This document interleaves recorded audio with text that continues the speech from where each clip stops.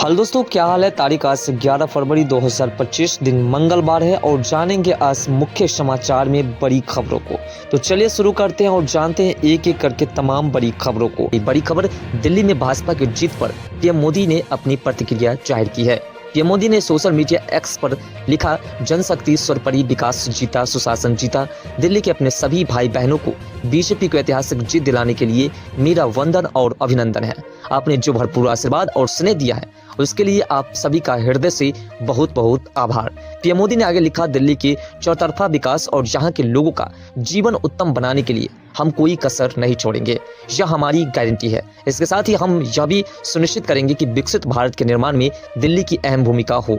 मुझे बीजेपी के अपने सभी कार्यकर्ताओं पर बहुत गर्व है जिन्होंने इस प्रचंड जनादेश के लिए दिन रात एक कर दिया। अब हम और भी अधिक मजबूती से अपने दिल्ली वासियों की सेवा में समर्पित रहेंगे। अगली बड़ी खबर, 27 साल के वनवास के बाद दिल्ली के चुनाव में बीजेपी को भारी बहुमत के साथ जीत मिली है। दिल्ली के चुनावी नतीजे के बाद अरविंद केजरीवाल ने कहा कि जनता का जो भी निर्णय है मैं उसे विनम्रता से स्वीकार करता हूं। बीजेपी को जीत की बधाई। उम्मीद है कि बीजेपी जनता की आशा और उम्मीद पर खरा उतरेगी। दरअसल बात है कि आम आदमी पार्टी को बुरी तरह से दिल्ली में हार का सामना करना पड़ा है और इस बार बीजेपी ने बहुमत हासिल कर ली है। अगली बड़ी खबर, यूपी के मुख्यमंत्री योगी आदित्यनाथ की भतीजी की शादी में पहुंचे कई दिग्गज नेता हैं। दरअसल बात है कि यूपी के मुख्यमंत्री योगी आदित्यनाथ ने अपने पैतृक गांव पंचोर में भतीजी अर्चना की शादी में शिरकत की, जिसमें राज्यपाल लेफ्टिनेंट जनरल गुरमीत सिंह, उत्तराखंड के मुख्यमंत्री पुष्कर सिंह धामी, सांसद अनिल बलूनी और त्रिवेणी सिंह रावत, कैबिनेट मंत्री डॉक्टर धन सिंह रावत भी आशीर्वाद देने पहुंचे। अगली बड़ी खबर, दिल्ली में हार के बाद आप में टूट शुरू, केजरीवाल को अकेला छोड़कर भागने लगे लोग। दरअसल दिल्ली विधानसभा चुनाव 2025 में आम आदमी पार्टी को करारी हार का सामना करना पड़ा है। शनिवार को आए दिल्ली चुनाव परिणाम में बीजेपी को जहां 70 में से 45 से ज्यादा सीट पर जीत मिली, वहीं आप 30 से कम सीट पर ही सिमट कर रह गई। इस बीच सियासी गलियारों में तरह तरह की चर्चाएं शुरू हो गई है। कई राजनीतिक विश्लेषकों का दावा है कि अब आम आदमी पार्टी में बड़ी टूट होगी। सियासी जानकारों का दावा है कि आपके कई बड़े नेता पार्टी छोड़ेंगे। इस नेताओं में कई बड़े नाम शामिल हो सकते हैं जिन्हें केजरीवाल का काफी करीबी माना जाता है। इसके साथ ही कई राज्यों में आप में टूट देखी जा सकती है। पार्टी के बड़े नेता अरविंद केजरीवाल का साथ छोड़ सकते हैं उनके कई बड़े नेता। आने वाले सालों में जब पंजाब और फिर गुजरात में विधानसभा के चुनाव होंगे, वहां भी पार्टी के प्रदर्शन पर दिल्ली चुनाव का असर साफ दिखाई पड़ने वाला है। अगली बड़ी खबर, प्राइवेट कर्मचारियों के लिए खुशखबरी, ईपीएफओ ने बढ़ाई मासिक पेंशन। दरअसल बात है कि कर्मचारी भविष्य निधि संगठन ईपीएफओ ने प्राइवेट सेक्टर के कर्मचारियों के लिए एक बड़ी सौगात दी है। पेंशन योजना में किए गए बदलावों से अब कर्मचारी अपनी सेवानिवृत्ति के बाद अधिक वित्तीय सुरक्षा और आरामदायक जीवन का लाभ उठा सकेंगे। ईपीएफओ की इस नई नीति के तहत मासिक पेंशन में वृद्धि की गई है, जो उनके भविष्य को न केवल आर्थिक रूप से सुरक्षित करेगी बल्कि उन्हें जीवन की आवश्यकताओं को पूरा करने के लिए अधिक सहूलियत भी देगी। अगली बड़ी खबर, संसद में नए सप्ताह में पेश होगा नया इनकम टैक्स बिल, वित्त मंत्री निर्मला सीतारमण ने जताई उम्मीद। दरअसल बात है कि केंद्रीय मंत्री ने 7 फरवरी को नए आयकर विधेयक यानी कि इनकम टैक्स बिल को मंजूरी दे दी है। यह 6 दशक यानी कि 60 साल पुराने इनकम टैक्स एक्ट 1961 की जगह लेगा। ऐसी खबर थी कि नया आयकर विधेयक 10 फरवरी से शुरू हो रही सप्ताह में संसद में पेश किया जाएगा।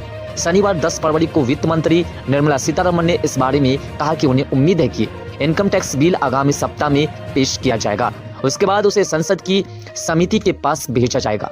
संसद के मौजूदा बजट सत्र का पहला चरण 13 फरवरी को खत्म हो रहा है। सत्र 10 मार्च को फिर शुरू होगा और 4 अप्रैल तक चलेगा। भारतीय रिजर्व बैंक के सेंट्रल बोर्ड ऑफ डायरेक्टर्स को संबोधित करने के बाद प्रेस कॉन्फ्रेंस में सीतारमण ने कहा कि सारी प्रक्रिया पूरी हो जाने और संसद में पास हो जाने के बाद सरकार तय करेगी कि नया इनकम टैक्स बिल कब से पेश किया जाएगा। अगली बड़ी खबर, बिहार में बिजली बिल जमा नहीं करने वालों की बढ़ेगी मुश्किलें, घर घर पहुंच करके वसूली की जाएगी बिजली की राशि। दरअसल बात है कि Bihar state power holding company limited के सीएमडी सह ऊर्जा सचिव पंकज पाल ने शुक्रवार को north Bihar power distributor company limited के राजस्व संग्रह की स्थिति की समीक्षा की। इस मौके पर उन्होंने कहा कि टीम बनाकर के घर घर दस्तक देकर के बिजली बिल के बकाया की वसूली की जाएगी। अगली बड़ी खबर, केंद्रीय मंत्री शिवराज सिंह चौहान के छोटे बेटे कुणाल की शादी है 14 फरवरी को। वैलेंटाइन डे पे होगी उनकी शादी। वहीं बड़े बेटे कार्तिकेय की शादी 5 से 6 मार्च तक होगी। शादी की तैयारियां जोरों शोर से चल रही है। इस शादी में पीएम मोदी समेत देश और प्रदेश के कई नेता भी शामिल होंगे। अगली बड़ी खबर, केरल के वित्त मंत्री एन गोपाल ने आज राज्य में बजट 2025-26 पेश किया है।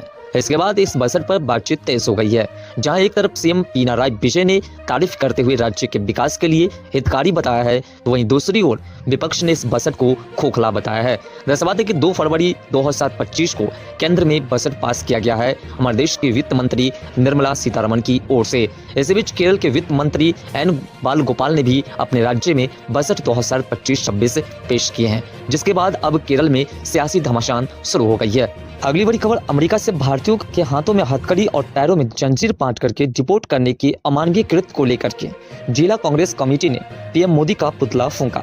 विरोध प्रदर्शन के दौरान कांग्रेस नेताओं ने डंकी रूट से अमेरिका पहुंचे भारतीयों को ससम्मान वापस लाने की मांग की है। दरअसल बात है कि जब से अमेरिका के राष्ट्रपति डोनाल्ड ट्रंप बने हैं, तब से भारत के तमाम नागरिक जो अमेरिका में बसे हुए थे उन्हें भारत लौटाया जा रहा है। इसी बीच भारत में कुछ ऐसी भी पार्टी है जो लगातार केंद्र सरकार का विरोध कर रही है। इसी बीच कांग्रेस पार्टी के नेता की ओर से पीएम मोदी का पुतला फूंका गया है। विरोध प्रदर्शन के दौरान कांग्रेस नेताओं ने डंकी रूट से अमेरिका से पहुंचने वाले भारतीयों को ससम्मान वापस लाने की मांग की है। अगली बड़ी खबर, जदयू ने उठाई दरभंगा हवाई अड्डे का नाम विद्यापति पर रखने की मांग। दरअसल बात है कि राज्यसभा में जनता दल यूनाइटेड के एक सदस्य ने बिहार के दरभंगा हवाई अड्डे का नाम मध्यकाल के प्रसिद्ध मैथिली कवि विद्यापति पर रखे जाने की मांग उठाई है। उच्च सदन में बिहार से ही ताल्लुक रखने वाले जदयू के संजय झा ने शून्यकाल में ही यह मांग उठाई। उन्होंने कहा कि विद्यापति ने भारतीय साहित्य और भक्ति परंपरा में अत्यधिक महत्वपूर्ण योगदान दिया है और मिथिला क्षेत्र के वासियों के दिलों में उनका अमिट स्थान है। संजय झा ने कहा कि इस संदर्भ में बिहार के मुख्यमंत्री नीतीश कुमार ने तत्कालीन केंद्रीय नागरिक उड्डयन मंत्री को पत्र लिखकर के दरभंगा हवाई अड्डे का नाम कवि कोकिल विद्यापति हवाई अड्डा रखने की अपील की थी। अब इसकी मंजूरी हमें जल्द से जल्द मिल जानी चाहिए। दोस्तों, अब दरभंगा हवाई अड्डे का नाम विद्यापति हवाई अड्डे रखे जाने का मांग शुरू हो चुका है। अगली बड़ी खबर, भारत ने 400 रक्षा ड्रोन के सौदे को रद्द कर दिया है। दरअसल बात है कि सरकार ने चीनी पुरुषों के इस्तेमाल से बनाए जा रहे 400 रक्षा ड्रोन के सौदे को रद्द कर दिया है। इन ड्रोन में लगाए जा रहे चीनी पुर्जों से साइबर सुरक्षा का खतरा था, जिसके कारण यह सौदा पूरी तरह से रद्द कर दिया गया है। अगली बड़ी खबर, महाकुंभ में भारी भीड़ को देखते हुए सभी स्कूल की कक्षाएं ऑनलाइन संचालित होगी। दरअसल बात है कि महाकुंभ में माघ पूर्णिमा से पहले श्रद्धालुओं की भारी भीड़ को देखते हुए प्रयागराज में समस्त बोर्ड की सभी माध्यमिक स्कूलों की कक्षाएं शुक्रवार यानी कि आज से 12 फरवरी तक ऑनलाइन तरीके से संचालित होगी। अधिकारियों ने यह जानकारी दी। प्रयागराज जिलाधिकारी की ओर से जिला विद्यालय निरीक्षण को जारी आदेश के मुताबिक विद्यार्थियों के आवागमन में असुविधा और छात्र हित में 7 फरवरी से 12 फरवरी तक समस्त बोर्ड के माध्यमिक विद्यार्थियों की कक्षाएं ऑनलाइन तरीके से संचालित होगी। आदेश के मुताबिक सभी छात्रों की ऑनलाइन कक्षाएं जारी रहेगी और सभी अध्यापक समय के अनुसार विद्यालय पहुंचकर वर्तमान में जारी प्रयोगात्मक परीक्षा और गृह परीक्षा निर्धारित समय के अनुसार संपादित कराएंगे। अगली बड़ी खबर, आरबीआई ने लगभग 5 साल बाद घटाई रेपो दर। दरअसल बात है कि भारतीय रिजर्व बैंक ने आज यानी कि 7 फरवरी से आर्थिक वृद्धि को गति देने के मकसद से प्रमुख नीतिगत दर रेपो को 0.25% से घटा करके 6.25% कर दिया है। केंद्रीय बैंक ने लगभग 5 साल बाद रेपो दर में कटौती की है। इससे पहले मई 2020 में कोविड-19 महामारी के समय में रेपो दर को 0.40% से घटा करके 4% कर दिया था। फिर रूस यूक्रेन युद्ध के जोखिम से निपटने के लिए आरबीआई ने मई 2022 में दरों में बढ़ोतरी करनी शुरू कर दी थी और यह सिलसिला फरवरी 2023 में जाकर के रुका था। रेपो दर करीब 2 साल से 6.50% पर स्थिर थी। अगली बड़ी खबर, लोकसभा विपक्ष के नेता और कांग्रेस सांसद राहुल गांधी, पार्टी नेता सुप्रिया सुले और शिवसेना सांसद संजय राउत आज दोपहर 12:30 बजे दिल्ली में एक विशेष प्रेस कॉन्फ्रेंस किए। इन तीनों नेताओं के एक साथ आने और प्रेस कॉन्फ्रेंस को संबोधित करने को महाराष्ट्र की राजनीति में बड़ी हलचल के तौर पर देखा जा रहा है। महाराष्ट्र की राजनीति में कुछ उथल पुथल होने की संभावनाएं जताई जा रही है।